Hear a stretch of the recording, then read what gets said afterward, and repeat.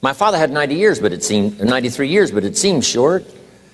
In his seemingly long life of 93 years, it was short because it just seems like if we only had more time. Old Testament gives us a view of some people who live to be 500, 600, 700, 800, 900 years old.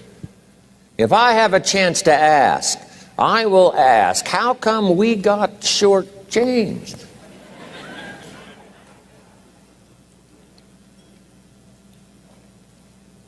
Wouldn't that be a good question if you had a chance to ask? Imagine 700, 800, 900 years to watch generation after generation after generation after generation stay healthy and well. I mean, you gotta be healthy to make it to 900. You gotta take your vitamins.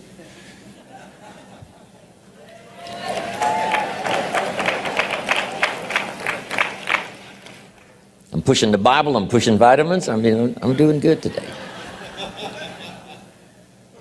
So, the key is time is precious. Now let me give you Bill Bailey's description of time. Life is not just the passing of time. Life is not just the passing of time. Life is a collection of experiences, their frequency,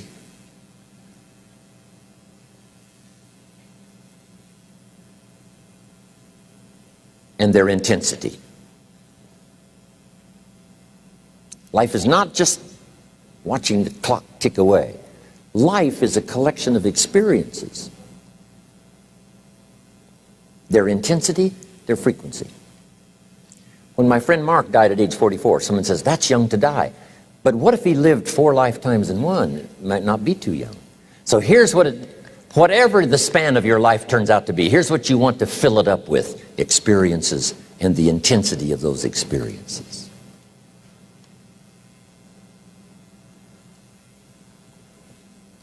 But now let's talk about the management of time. Here's one of the best ones. We covered earlier, when should you start building this hotel?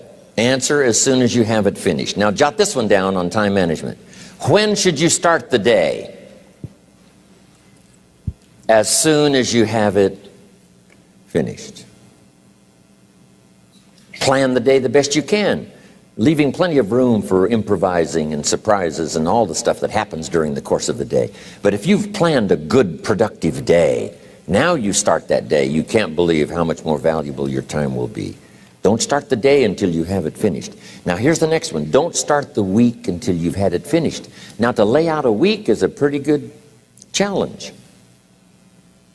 Next, don't start the month until you have it finished. The places to go and the people to see and the productivity and the sales and the customers and the development and all the rest of what you want to accomplish during the course of 30 days. Don't start the month till it's finished. And then here's the big one. This is really challenging. Don't start the year until you have it finished.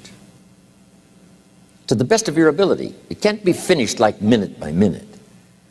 But in terms of the sweep of what you want to accomplish in the year 2002, make sure that that's set and ready to go by the time January 1st rolls around.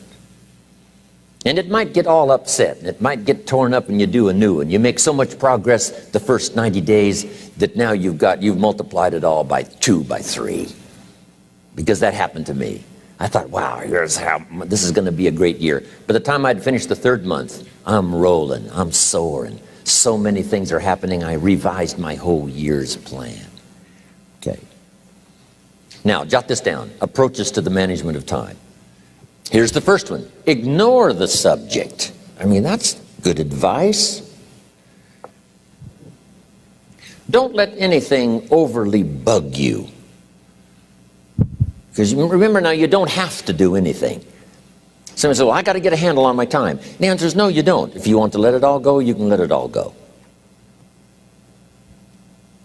I mean, this is good advice. Somebody says, you ought, you ought, you ought.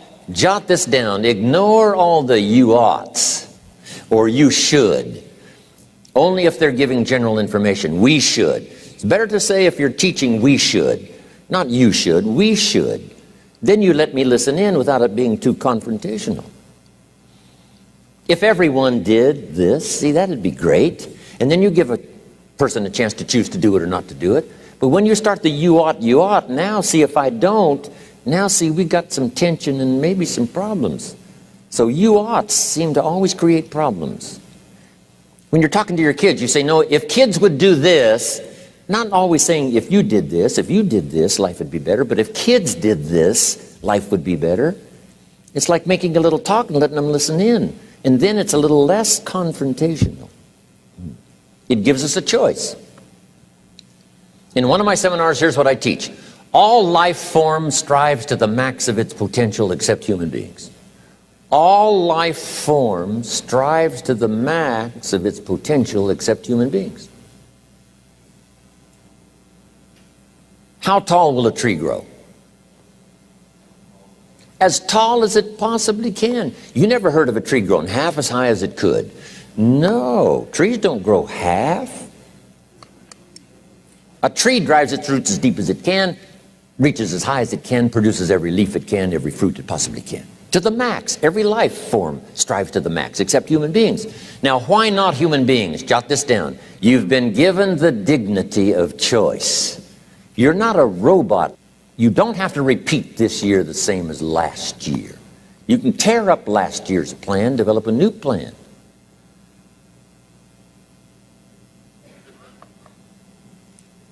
So, the dignity of being a human being. Now, here's the choice on being a human being. To be part of all we were meant to be, or to be all. To strive for all, or half, or part, or some. The choice is up to you. To develop one skill or 10 skills. Someone says, well, I'd be happy with just one more language. Well, some say, hey, I'm going to learn 6 or 7. And this is all a matter of choice. And when someone says, no, you ought to learn 4, you got to resist all that. Because this is personal dignity. And you don't want to destroy someone's dignity by doing all the oughts, and then they feel reluctant to do it. Now we've got problems. So if you want to, just ignore this subject on time management. Now here's the next one. Step down to something easier.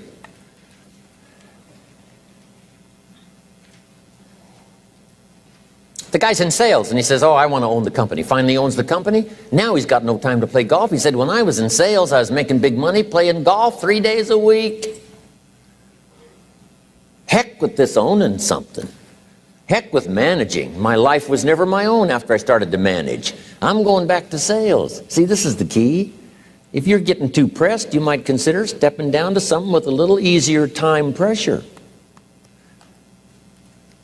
Little girl says to her mother, Daddy comes home, brings his briefcase and pats me on the head and says hello, disappears and works on his papers. How come my daddy doesn't play with me? And her mother said, look, your daddy loves you very much, but he's so busy at work, he can't get it all done, he has to bring it home. He loves you, but that's why he can't play with you. And the little girl said, why don't they just put him in a slower group? So, jot this down now. If you don't have time for your kids, you might consider joining a slower group. Remember when I said some things I went for cost me too much? So reconsider. Next key to time management, and that's work longer and harder. But see, there's a limit to that. I almost lost my health the first year. I went so crazy about personal development and achievement. I just went bonkers. You know, I told you I was skinny, but at the end of that first year, I was a walking shadow. And then it suddenly occurred to me, what if I got rich and too ill to spend it? I mean, that was a shocker. So I started, you know, developing a little more reasonable.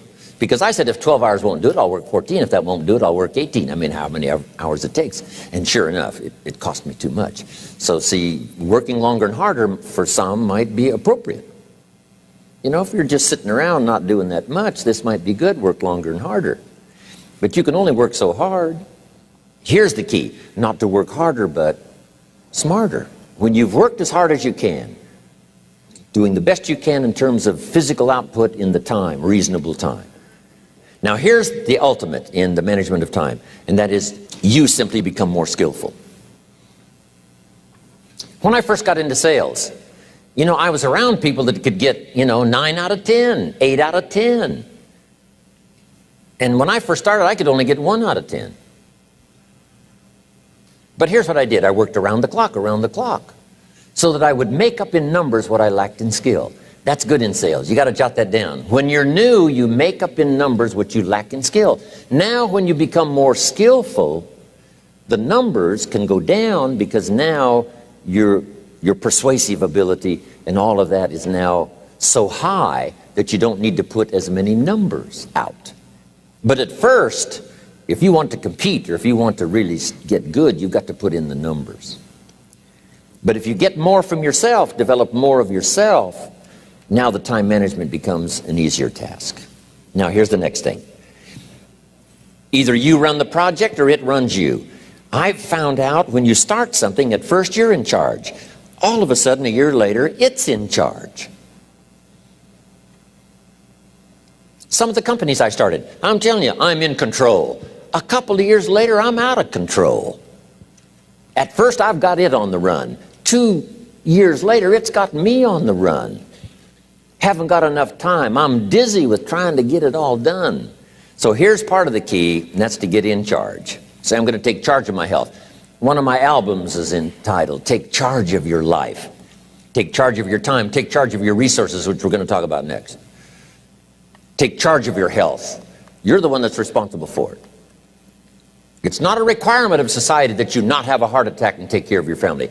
That's not a requirement of society, but you must make it a requirement of yourself. Society doesn't require that you build a financial wall around your family nothing can get through. That's not a requirement of society. It's a requirement you impose on yourself to build a financial wall around your family nothing can get through. So impose on yourself this self-development of being in charge, taking charge of your life and your health and your future and your responsibilities and all the rest. Next, reasonable time is enough time to achieve all of your goals. Just jot that down. Reasonable time is enough time. I had to learn that. Reasonable time is enough time. Here's why. It's not the hours you put in, it's what you put in the hours. If you start depositing greater ideas into the hours you've got later than now, I'm telling you, later you can't believe the productivity that will flow. The ideas you can't think of now, a year from now, they'll start to flow. And when you deposit those ideas in the hours you've got, productivity multiplies by 2, 3, 5, 10. Next, time management essential. We've already covered the first one, a written set of goals. And then do priorities on your goals. What's important this week? What's important this month? Here's the next one. Often review. Just go over your goals to make sure that your list is working for you. It's got you inspired. It's got you turned on.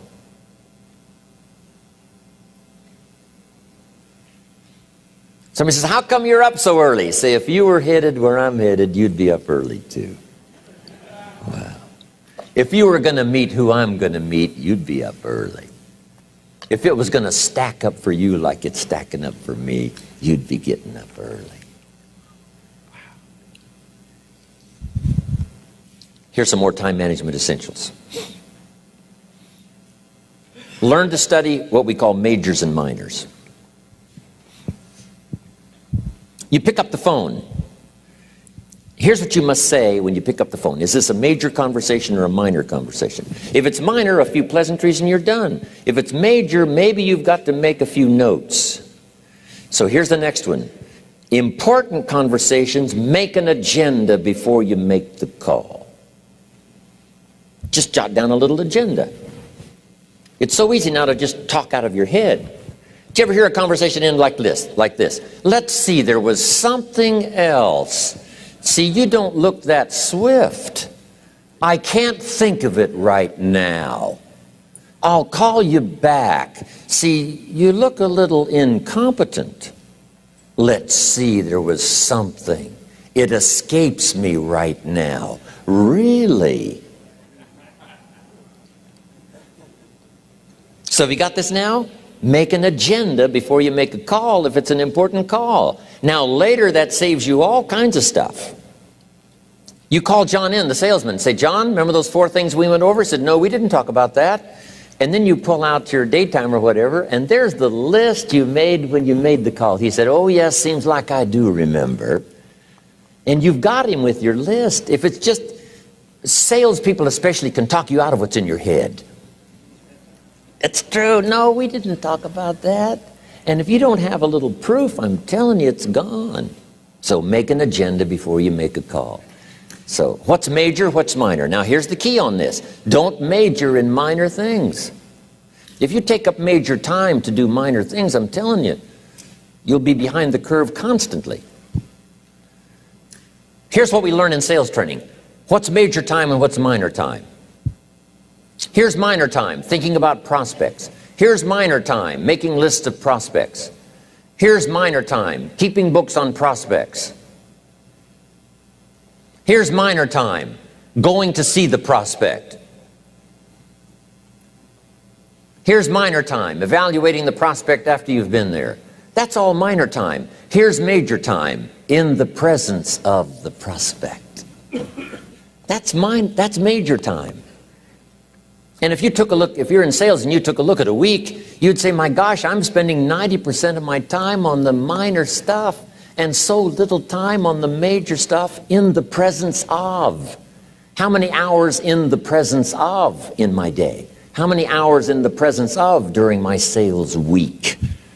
Because the time that really counts is in the presence of the prospect.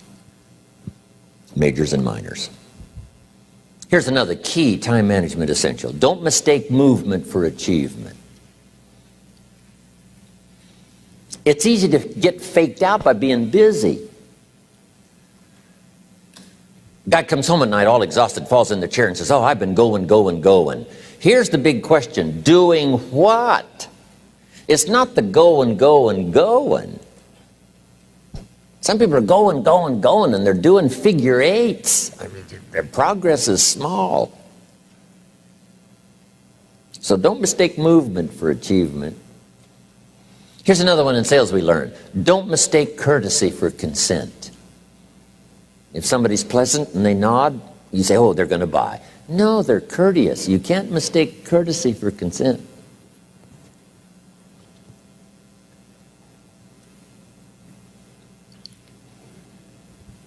Now here's a big one, concentration. I had to learn this. All those years ago, I'm in the shower trying to compose a letter. Found it turns out to be a strange letter. So here's what I learned to do. Save the work till you get to the office. Save the work till you get to the work. Don't try to get to the office on the way to work. On the way to work, enjoy the way. In the shower, enjoy the shower. Then go to work when you get to work. I found this to be helpful. Concentration. Here's another big one. Learn to say no. I'm telling you, in such a social society we have now, it's so easy to try to be a nice person, saying yes, yes, yes to everything. Find yourself overloaded. Now you got to call and make the, well, gosh, you know, all the time it takes to back out of something that you said yes to too quickly. Here's what might be better. I don't think so, but if that changes, I'll call you. Little things you can use not to overcommit yourself. My friend Ron Reynolds says, don't let your mouth overload your back. It's a good one. Now here's a big one on time management. When you work, work. When you play, play. Don't mix the two. Don't work at play. I used to take my family to the beach and I would bring my briefcase.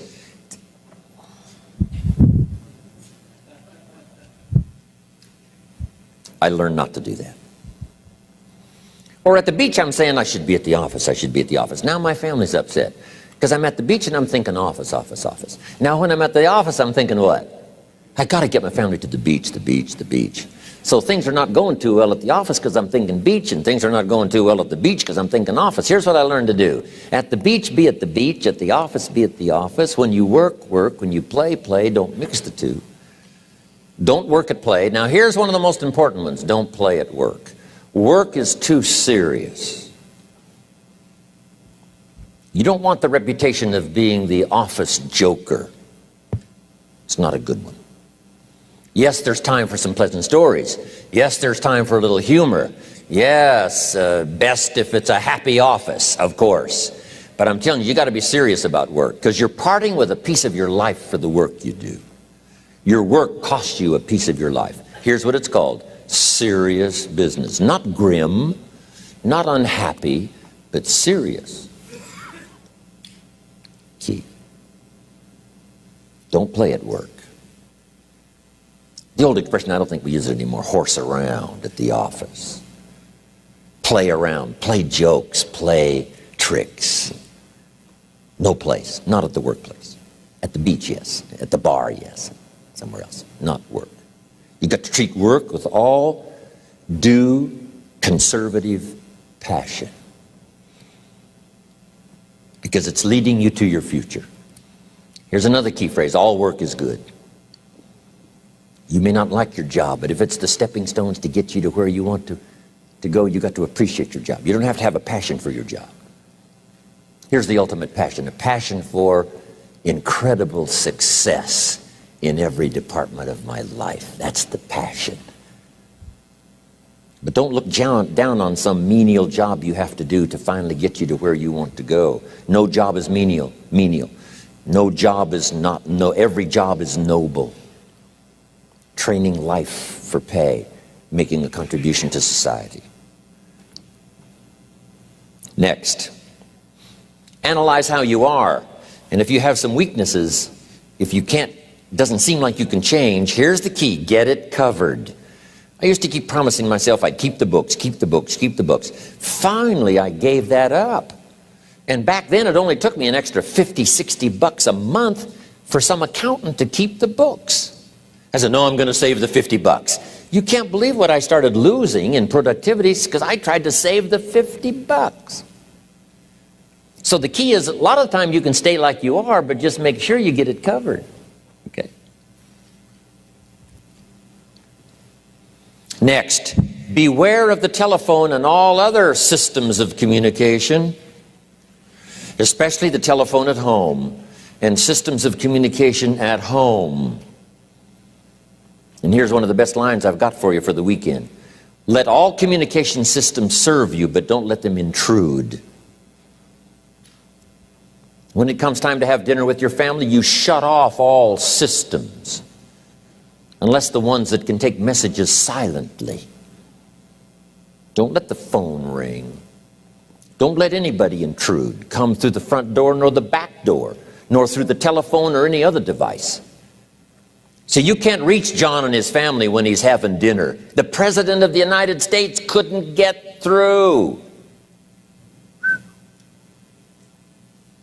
If you develop that kind of a reputation, father, mother, when we have dinner, when we're visiting and have this time with our family, nothing intrudes.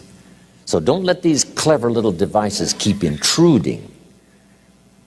You've got to have a place that's sacrosanct, it's valuable. You don't let anything in for that period of time. Okay. Isn't that good advice? Excellent advice. Here's the next one. Read all the books.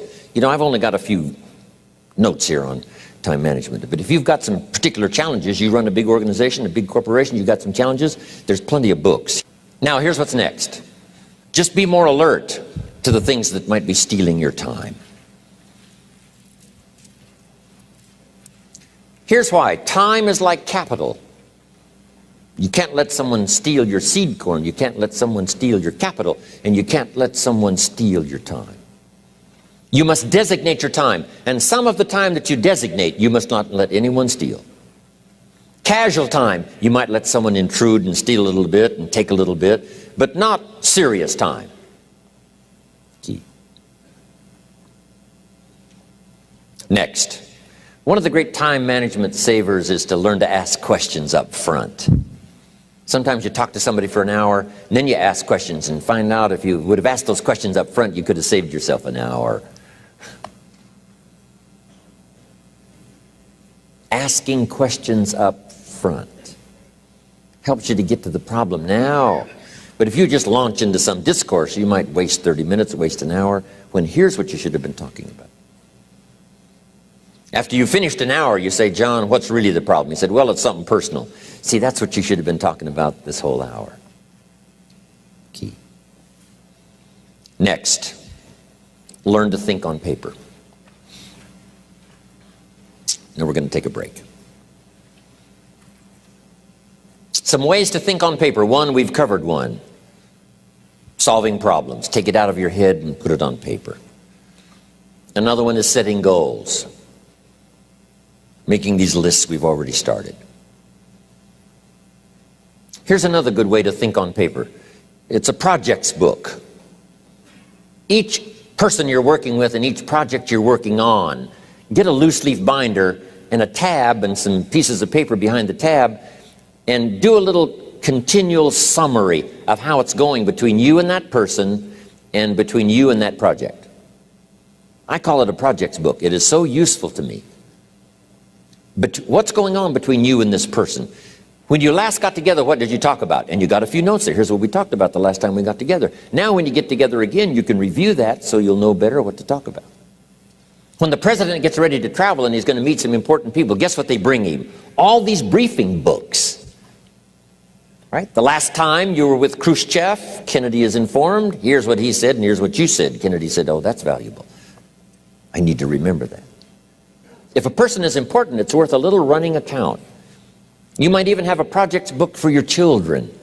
Here's what's happening between me and my child. We've talked about this, and we've talked about this, and we've talked about this. Next, a day timer. Keeping track of all of your appointments.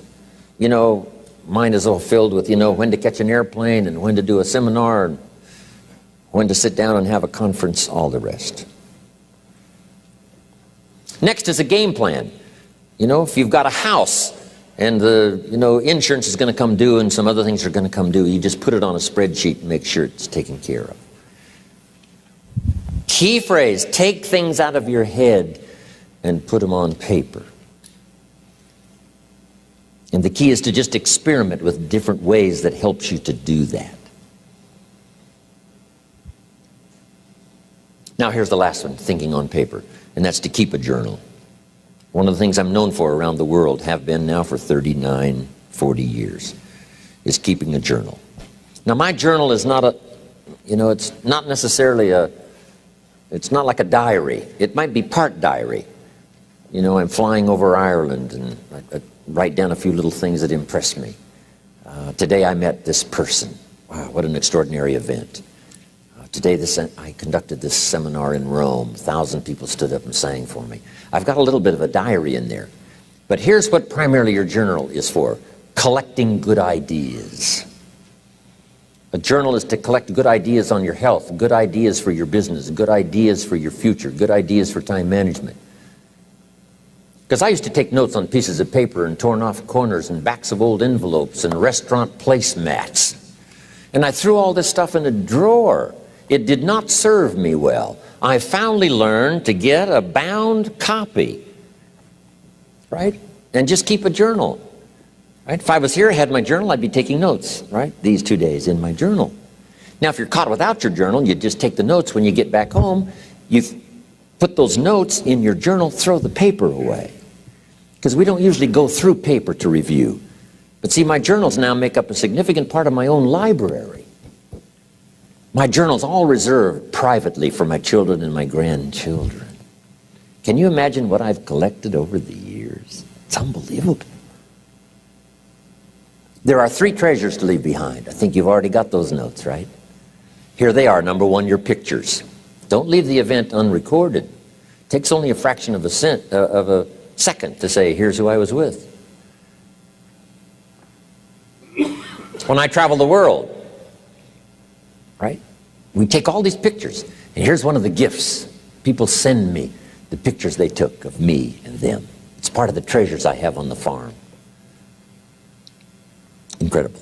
A picture's worth 1,000 words to describe the scene, the emotion, what happened. Say, wow, this was an extraordinary day for me when I met these people. Here's what they told me happened to them when they went to my seminar 10 years ago. Wow, the drama comes back if you've taken the pictures. It's one of the treasures to leave behind when you go. Remember the old photographs that we have now of, 100 years ago, 70, 80 years ago, just a few photographs? What would it be like if you had thousands of photographs of the past, of your history, your mother, your father, right? Grandparents? So change all of that now for your children. Leave all your photographs as a record. Here's what's next to leave behind, and that's your library. The books that changed your life, the books that changed your health, the books that rescued you from oblivion, the books that you passed on to other people, they were so exciting for you, the books that made you financially independent, the books that developed your leadership, the books that gave you wisdom to ponder when things were tough, the books that got you through the winter, the books that helped you to plant in the spring and harvest in the fall. What a treasure to leave behind. If you do that, here's what's for sure. Your books will be more valuable than your furniture. Wow. Now the third treasure to leave behind is your journals. The notes you took that helped you to live life as you lived it. Long after you're gone, a treasure that children, grandchildren, great-grandchildren will find so fascinating. They may use it to help guide their own